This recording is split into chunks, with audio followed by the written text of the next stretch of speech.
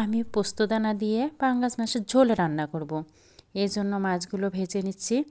তো মাছগুলো ভাজা হয়ে গেলে আমি ওই তেলের মধ্যেই পোস্ত বাটা, আদা বাটা, রসুন বাটা, জিরা বাটা, শুকনো মরিচের গুঁড়া, ধনে গুঁড়া, হলুদ লবণ দিয়ে আমি ভালোভাবে ভেজে নেব। আর এটা ভালোভাবে ভাজতে হবে, না হলে একটা গন্ধ থেকে যায়। রসুন পেঁয়াজের কাঁচা একটা গন্ধ থাকলে সেটা আর যে কোনো তরকারি হোক না কেন তেমন একটা ভালো লাগে না। তো ভাজা হয়ে গেছে আমার। এখন আমি এর মধ্যে জল দিয়ে নেব। আমি এর মধ্যে গরম জল ব্যবহার করেছি, আর গরম জলটা ব্যবহার করলে কিন্তু অনেক ভালো হয় কাঁচা জলের থেকেই। তো জল দিয়ে নিলাম, আর বলক উঠলেই আমি মাছ দিয়ে নেব। তো বলকও চলে আসছে, আমি একটা একটা করে মাছ দিয়ে নিচ্ছি। মাছ দেওয়া হয়ে গেলে আমি এরপর ঢাকা দিয়ে নেব।